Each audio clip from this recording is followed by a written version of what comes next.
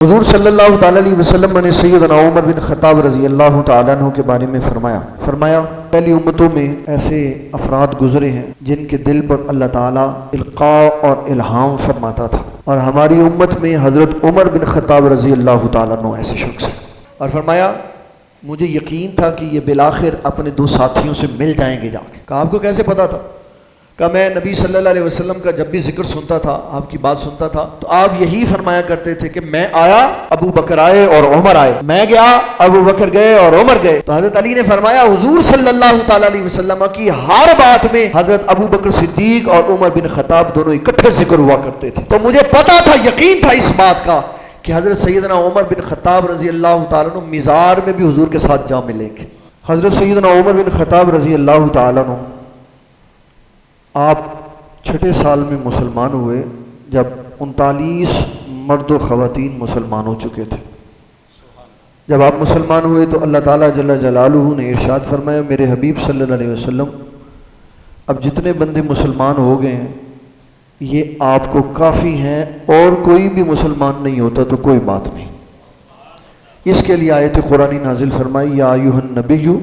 حسبک اللہ ومن اتبعک من المؤمنین، اے ایمان والو،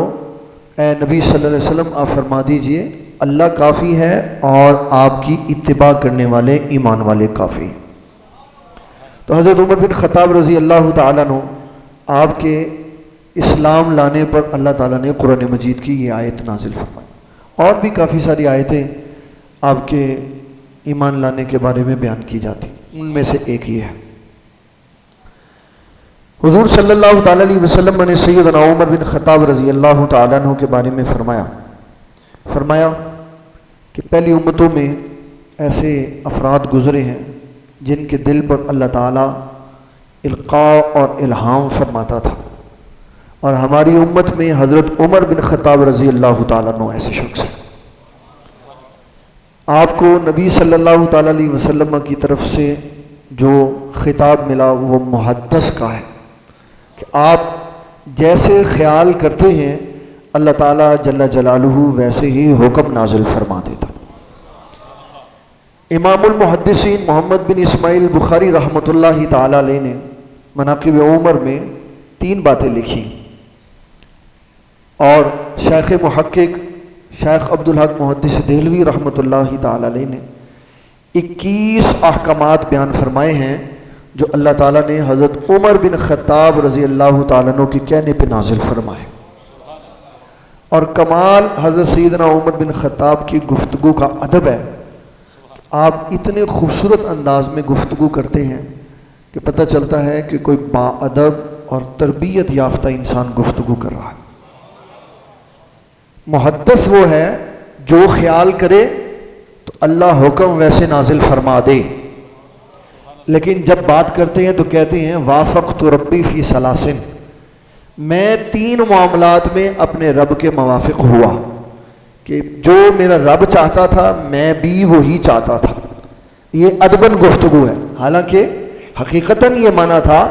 کہ جو عمر بن خطاب نے پسند کیا وہی اللہ نے پسند فرمایا، لیکن ادب کے اعتبار سے فرمایا۔ اور یہ ادب قرآن شریف ہمیں سکھاتا کہ جب اعلیٰ اور خوبصورت شے کی نسبت ہو تو ہمیشہ رب کی طرف کرنی چاہیے۔ حضرت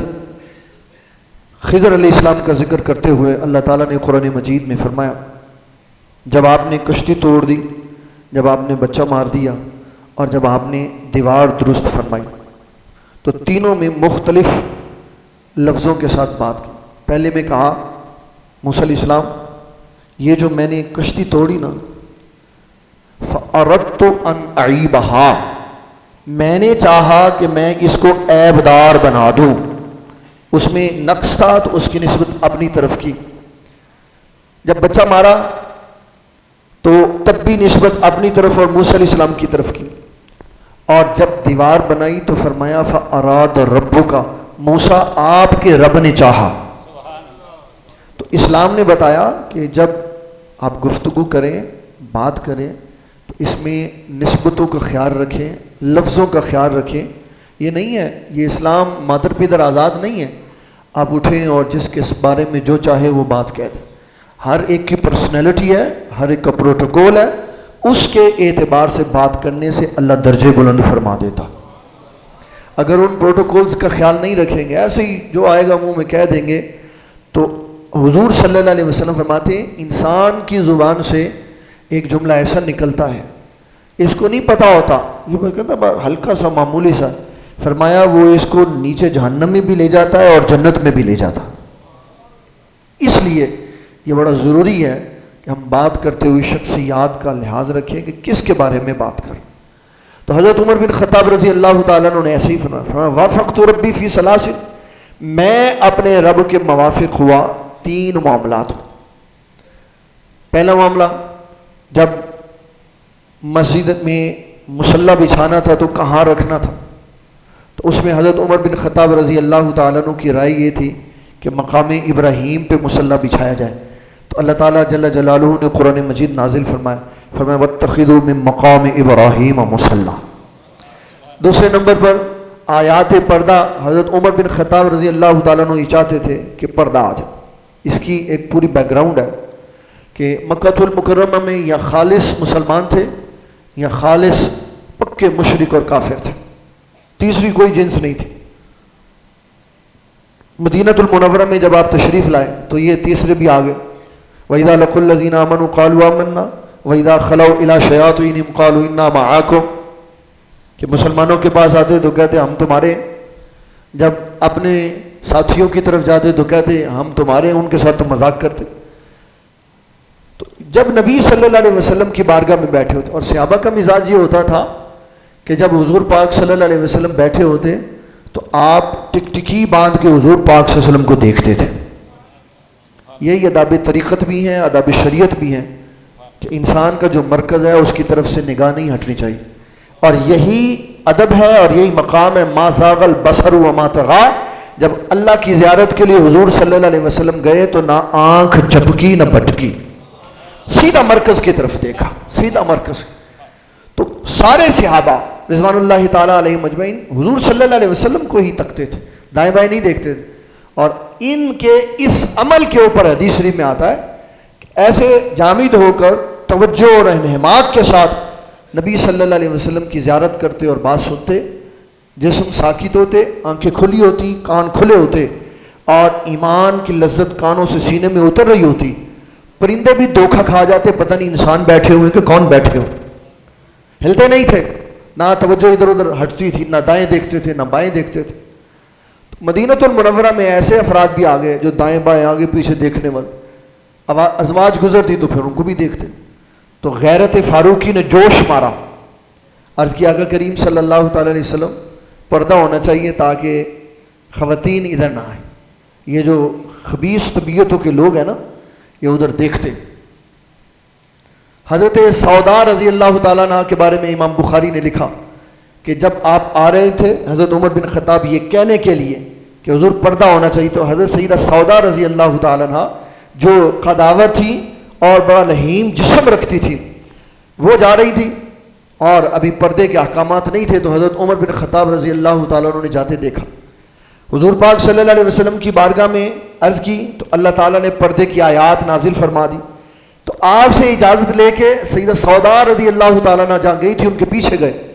اور عرض کرتے ہیں ام المومنین رضی اللہ تعالیٰ عنہ آپ گئیں تو بغیر حجاب کے، لیکن جب واپسی آئیں گی تو حجاب کر کے آئیے گا، اللہ نے پردہ نازل فرما دیا۔ یہ دوسرا ہے جو حضرت سیدنا عمر بن خطاب رضی اللہ تعالیٰ عنہ کے کہنے پہ امام بخاری رحمۃ اللہ علیہ۔ تیسرے نمبر پر فرمایا کہ بدر کے شہداء کا جو معاملہ تھا، بدر کے قیدیوں کا جو معاملہ تھا، اس کے بارے میں مختلف صحابہ کرام رائے رکھتے تھے، تو نبی صلی اللہ تعالیٰ علیہ وسلم نے سب سے رائے لی۔ آقا کریم صلی اللہ علیہ وسلم نے اپنی حکمت اور اللہ تعالیٰ کی اجازت سے جو فیصلہ فرمانا تھا وہ کر دی۔ حضرت سیدنا عمر بن خطاب رضی اللہ تعالیٰ عنہ اس معاملے میں بڑا سخت قسم کا موقف رکھتے تھے۔ آپ سے پوچھا کیا کرنا چاہیے، تو کہا حضور صلی اللہ تعالیٰ علیہ وسلم جو بندہ ہمارے پاس قیدی ہے اور جس کا رشتہ دار ہے، آپ اس کو حکم دے کہ اپنا رشتہ دار پکڑ کے لائے اور خود اس کو ذبح کرے،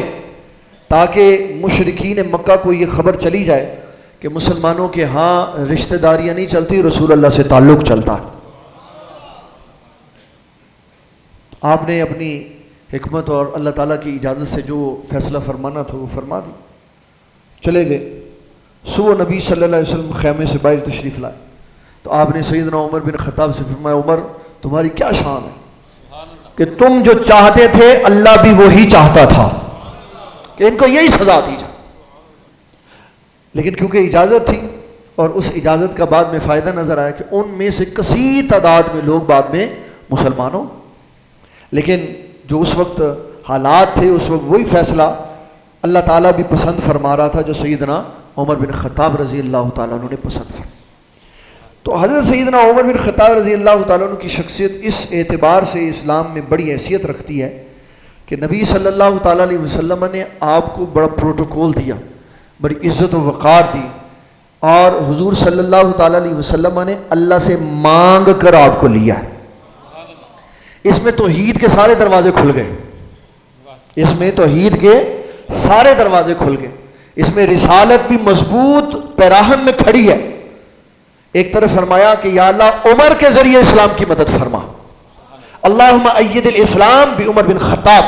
یا اللہ عمر کی اسلام کی عمر کے ذریعے سے مدد فرما۔ اور جب حضرت سیدنا عمر بن خطاب مسلمان ہوئے تو پھر آپ نے تا زندگی اسلام کی مدد ہی کی، اسلام کی آخری دن تک۔ کب تک؟ مبلغ تھے، دائی تھے، سنت کی تبلیغ کرتے تھے۔ جب خنجر لگ گیا یہاں پہ بستر پہ لیٹے ہوئے، ایک بندہ خیریت پوچھنے کے لیے آیا، آپ نے فرمایا بس یہی کیفیت ہے۔ تو جب واپس گیا نا تو فرمایا اس کو واپس بلاؤ ادھر بلاؤ۔ فرمایا اپنا پائنچا اوپر کر۔ یہ اس حالت میں کہہ رہے ہیں جب ملک الموت سر پہ کھڑا، فرمایا پائنچا اوپر کر۔ کہ حضور پاک صلی اللہ علیہ وسلم کا فرمان یاد نہیں کہ جو کپڑا ٹخنے سے نیچے ہوگا وہ کھینچ کے جہنم کی آگ میں لے جائے گا۔ اس موقع کے اوپر صرف یہ اللہ والے ہی ہوتے ہیں جن کو یہ ہوش ہوتی ہے کہ سنت پہ عمل ہو رہا ہے کہ نہیں ہو رہا۔ میں نے اپنی زندگی میں جتنے بزرگان دین دیکھے ہیں وہ ایسے ہی دیکھے ہیں، ادھر آئی سی یو میں اور سی سی یو میں پڑے ہوتے ہیں، ادھر ظاہری علاج معالجہ چل رہا ہوتا ہے اور ادھر بھی دین اسلام کی تبلیغ ہو رہی ہوتی۔ ایک گواہ یہ بیٹھے ہوئے، ایک گواہ یہ بیٹھے ہوئے ہیں، بابا جی نگینہ صاحب کی کیفیات یہ بتا سکتے ہیں، اور اپنے ابا جی حضور رحمۃ اللہ تعالی علیہ کی سنت کے اوپر عمل اور تبلیغ کا جذبہ یہ میں بتا سکتا ہوں کہ آخری موقع پر بھی جب سانس اکھڑ رہی تب بھی سانس کی پرواہ نہیں کی، نبی صلی اللہ علیہ وسلم کی شریعت کا خیال رکھا۔ تو سیدنا عمر بن خطاب رضی اللہ عنہ فرمایا شلوار اوپر کر، ٹخنا ننگا کر۔ اب ہم ایسے ہولیے میں آ گئے ہیں کہ ہماری شلواریں بھی نیچے ہیں اور ٹخنے، تنقید نہیں ہے، تنقید نہیں، یہ اپنے احوال کی خبر ہے۔ ایسے کرنے سے ہمارا اپنا ہی حال برا ہو رہا۔ کوئی سلجھا ہوا بندہ آج ایسی پینٹ پہن لینا جو سنت کے مطابق ٹخنوں سے اوپر ہو تو کہتے ہیں بے وقوف نو پینٹ بھی نہیں پانی آتی، بے وقوف نو کہ وہ مزاج نہیں ہے اوپر رکھنے کا۔ تو قوموں کا مزاج اس طرح کا ہے، لیکن جو اہل اللہ ہوتے ہیں ان کا مزاج یہ نہیں ہوتا، وہ دیکھتے ہیں کہ حضور کیسے راضی ہیں۔ تو سیدنا عمر بن خطاب رضی اللہ تعالیٰ عنہ آپ نے تا زندگی اسلام کی اسی طرح خدمت کی۔ حضرت سیدنا علی المرتضیٰ رضی اللہ تعالیٰ، مشکات میں یہ حدیث موجود ہے، عبداللہ ابن عباس کہتے ہیں میرے کندھے پہ کسی نے ہاتھ لگایا۔ یہ اس وقت کی بات ہے جب حضرت عمر بن خطاب کو غسل دے کے چارپائی پہ لٹا دیا تھا، تو میرے کندھے پہ کسی نے ہاتھ لگایا۔ تو حضرت عبداللہ ابن عباس رضی اللہ تعالیٰ عنہ فرماتے ہیں میں نے جب دیکھا تو وہ حضرت علی المرتضیٰ تھے رضی اللہ تعالیٰ۔ تو فرمانے لگے کوئی ایسا کام نہیں ہے دنیا میں نبی صلی اللہ علیہ وسلم کے بعد جو میں نے سوچا ہو اور عمر نے نہ کیا ہو، سارے کام کیے نیکی کے انہوں نے، اور میں حسرت کرتا تھا کاش یہ میں کرتا، کاش یہ میں کرتا، یہ میں کرتا۔ فرمایا سارے کام حضرت عمر بن خطاب نے کیے، اور فرمایا مجھے یقین تھا کہ یہ بالآخر اپنے دو ساتھیوں سے مل جائیں گے جا کے۔ کہا آپ کو کیسے پتا تھا؟ کہا میں نبی صلی اللہ علیہ وسلم کا جب بھی ذکر سنتا تھا، آپ کی بات سنتا تھا، تو آپ یہی فرمایا کرتے تھے کہ میں آیا ابو بکر آئے اور عمر آئے، میں گیا ابو بکر گئے اور عمر گئے۔ تو حضرت علی نے فرمایا حضور صلی اللہ تعالیٰ علیہ وسلم کی ہر بات میں حضرت ابو بکر صدیق اور عمر بن خطاب دونوں اکٹھے ذکر ہوا کرتے تھے۔ تو مجھے پتا تھا، یقین تھا اس بات کا کہ حضرت سیدنا عمر بن خطاب رضی اللہ تعالیٰ عنہ مزار میں بھی حضور کے ساتھ جا ملیں گے۔